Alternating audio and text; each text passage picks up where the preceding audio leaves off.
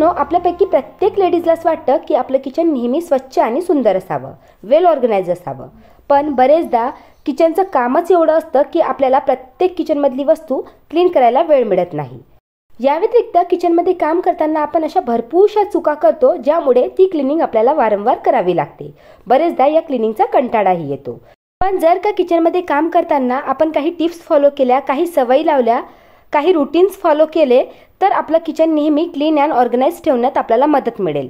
त्यामध्ये आपल्या पुरेशी वेळेची बचतही होईल, दिवसभर किचन क्लिनिंगची गरजही पडणार नाही आणि आपलं किचन नेहमी स्वच्छ आणि सुंदर दिसेल.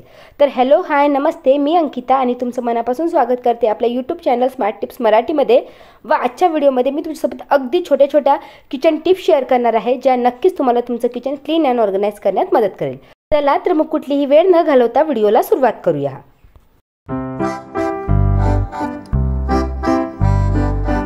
प्रत्येकालाच माहिती आहे की आपलं किचन सर्वात जास्त घाण होतं ते म्हणजे स्वयंपाक करताना.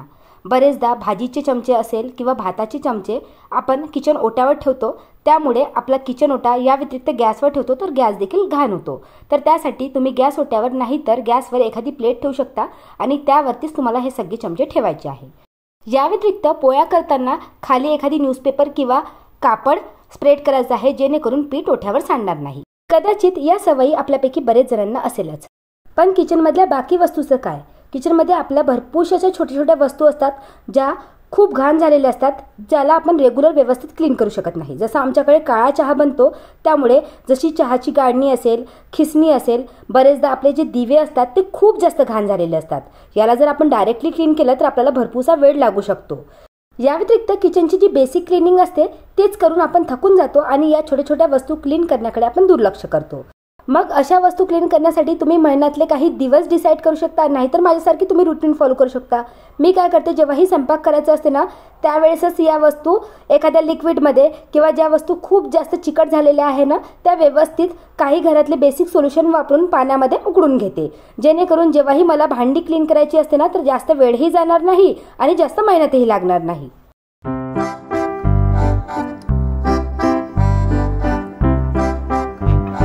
आता बघा, ही रोजची चुकी जी आपण किचनमध्ये बरेचदा करतो. जसं चहा गाळताना आपण डायरेक्टली कप ओट्यावर ठेवून चहा गाळतो, त्यामुळे बरेचदा काय होतं की घाई गडबडीत चहा ओट्यावर सांडला जातो.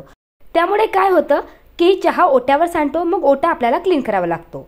मग अशा वेळेस ते कप डायरेक्टली ओट्यावर न ठेवता एखाद्या ट्रेमध्ये किंवा एखाद्या प्लेटमध्ये ठेवले तर तेच काम आपलं वाचणार ना. नाहीतरी आपण एखाद्या ट्रेचाच उपयोग करणार आहोत कप्स नेण्यासाठी.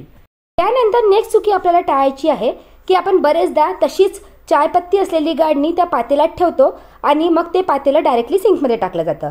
मग अशा वेळेस सिंकच्या साईडला एक छोटीशी डस्टबिन ठेवायची आहे, जेणेकरून किचनमधलं निघलेलं जेवढंही छोटं मोठं खरकटं असतं ना ते त्या डस्टबिनमध्येच फेकलं जाईल. मग चायपत्ती असेल किंवा किचनमधलं छोटं मोठं खरकटं, त्यामुळे तुमचा सिंक देखील ब्लॉक होणार नाही आणि दिसायला नेहमी स्वच्छ दिसेल.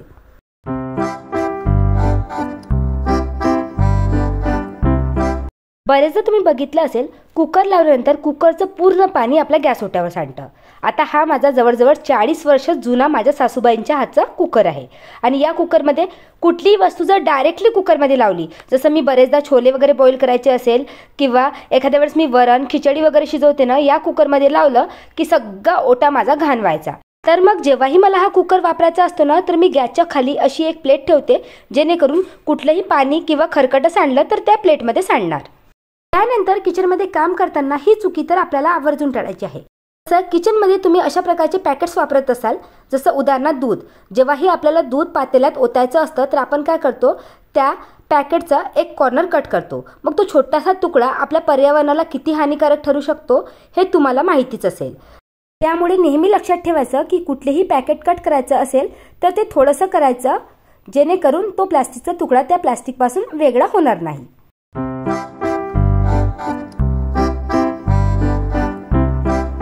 बघा, अशा काही छोटे छोटे सवयी लावून जर आपण आपला रोजचा स्वयंपाक केला किंवा आपल्या रोजची क्लिनिंग केली तर आपल्याला जास्त डीप क्लिनिंगची गरज पडत नाही. इथे बघा, या ट्रिक्समुळे माझा ओटा जास्त खराब झालेला नाही। जर मी तो चमचा डायरेक्टली माझ्या गॅसवर ठेवला असता तर गॅसवर डाग झालेले असते, मग ते मला डिशवॉश लिक्विडनेच क्लीन करावे लागले असते। माझं एक रुटीन आहे की दिवसा मी माझा गॅस फक्त ओल्या कपड्यानेच क्लीन करते आणि रात्रीच्या वेळेस मी तो व्यवस्थित डिशवॉश लिक्विडने क्लीन करते। जर दिवसभर मी तेच काम करत असेल तर मला माझ्या हॉबीसाठी वेळ मिळणार का? दिवसभर आपण तेच काम केलो की आपण थकला जातो आणि मग आपल्याला घरातले इतर काम करायची कुठलीही इच्छा राहत नाही। म्हणूनच माझं म्हणणं आहे की जर तुम्हाला घरातलं कुठलंही काम करायचं असेल तर त्यासाठी एक रूटीन फॉलो करा, काही सवयी लावा। पहिल्यांदा लावताना खूप त्रास होईल, पण एकदा त्या सवयी लावल्या की आपलं किचन, घर नेहमी दिसायला क्लीन अँड ऑर्गनाइज दिसेल आणि तुम्हाला जास्त मेहनतही करावी लागणार नाही। तुमच्या ज्या इतर हॉबीज आहेत त्यासाठी देखील तुम्हाला पुरेसा वेळ मिळेल। आता जसं बरेच जणांना स्वयंपाक झाल्यानंतर भांडी धुवायची सवय नसते, मग अशा वेळेस जो वापरलेला पोळपाट असतो ना तो तसाच सिंकमध्ये पडलेला असतो। लाकडी असल्यामुळे तो मग लवकर खराब होणार। मग अशा वेळेस जर तुम्हाला भांडी जरी वॉश करायची नसेल ना तर मग तो पोळपाट तेव्हाच्या तेव्हाच वॉश करून ठेवायचा, जेणेकरून तो लवकर खराब होणार नाही। जर का तुम्हाला एखाद्या कंटेनरमध्ये वस्तू भरायची आहे, जसं हा छोल्याचा डब्बा आहे, जर मी डायरेक्टली त्यावर छोले ओतले असते तर जुने छोले खालच्या साईडला जशीच्या तसेच राहिले असते। मग अशा वेळेस ते कंटेनर पहिले खाली करायचं आणि त्यानंतर ती वस्तू भरायची आणि जी उरलेली वस्तू आहे ना ती वरच्या भागाला टाकायची, जेणेकरून ती लवकर संपणार।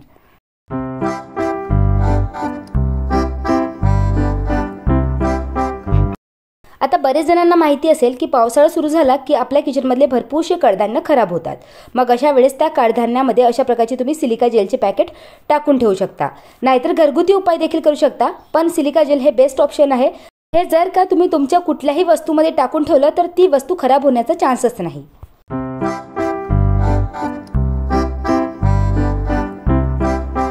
आपल्या प्रत्येकाच्या किचनमध्ये अशी भरपूरशी डबल भांडी असतात ज्याचा आपण वर्षानुवर्ष उपयोग करत नाही। मग अशा वेळेस ती भांडी तुम्ही तुमच्या किचन कॅबिनेटमधून काढून दुसऱ्या जागेवर ठेवायला हवी, जेणेकरून एक्स्ट्रा भांडी वॉश करायला पडणार नाही। तुम्ही बघा, माझा हा किचन काउंटरटॉपचा मी एक कप्पा दाखवलेला आहे, त्यामध्ये मी फक्त रोजच्या वापरातलीच भांडी ठेवलेली आहे। असं नाही की माझ्याकडे एवढं स्पूनचं कलेक्शन आहे, माझ्याकडे भरपूर स्पून आहे, भरपूर भांडी आहे आणि जी एक्स्ट्रा भांडी असतात ना मी ती अशा प्रकारच्या एका शेल्फमध्ये ऑर्गनाइज करून ठेवलेली आहे, जेणेकरून गरज पडल्यास ती भांडी मला वेळेवरही मिळेल आणि रोजचा भांड्याचा जास्त पसाराही होणार नाही। तर इथे बघा, माझा स्वयंपाकही झाला। रोजची भांडी वॉश करताना जी क्लिनिंगसाठी मी भांडी बॉईल करायला ठेवलेली होती ती देखील बॉईल झालेली आहे आणि बॉईल झाल्यामुळे त्यावर जेवढा काही मळ साचलेला असतो ना तो खूप इझिली क्लीन होतो। आता बरेचदा आपण काय करतो की या वस्तू क्लीन करण्यासाठी नॉर्मल जो ताराचा स्क्रबर असतो तो वापरतो, मग तो न वापरता अशा प्रकारचे ताराचे ब्रश तुम्ही वापरू शकता। अगदी रिझनेबल प्राइसमध्ये मार्केटमध्ये मिळतात आणि खूप दिवस चालतात। जशी ही तुम्ही गाळणी बघू शकता, या होल्समध्ये भरपूरशी मळ साचलेली आहे, ती डायरेक्टली स्क्रबरने क्लीन केली तर निघणार नाही। या ब्रशने ते काम सोपी झालं आहे। त्याचबरोबर बरेचदा तुम्ही जर व्हाईट कप्स वापरत असाल तर त्यामध्ये देखील खूप जास्त मळ साचलेला असतो, तर या पद्धतीने ते कप्स क्लीन केले तर खूप चांगल्या प्रकारे क्लीन होतात। या व्यतिरिक्त आपल्या किचनमध्ये अशा भरपूरशा छोट्या मोठ्या वस्तू असतात, जसं मिक्सर।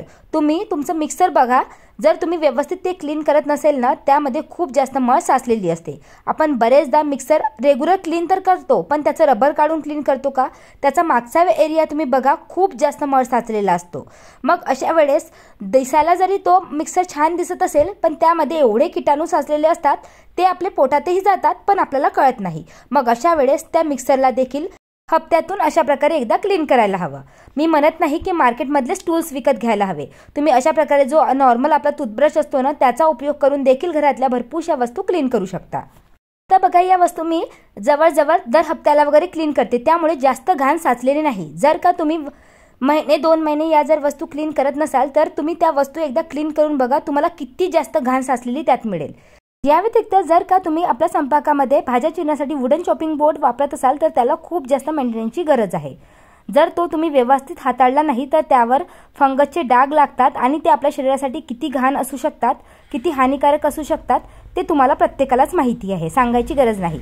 मग त्यावेळेस देखील तुम्ही ही ट्रिक वापरू शकता। जसं वुडन चॉपिंग बोर्ड विकत घ्यायचा असेल तर वरच्या साईडला तुम्ही बघू शकता अशी स्टीलची एक लटकन दिलेली आहे। आता मी जेव्हाही चॉपिंग बोर्ड वॉश करून ठेवते ना तर उलटा ठेवते, डायरेक्टली जर ठेवला तर खालच्या साईडला त्याला फंगस पकडणार कारण तो ओला असतो। उलटा ठेवला की खालच्या साईडला स्टीलचा भाग येतो आणि चॉपिंग बोर्ड सुकायला खूप जास्त मदत मिळते।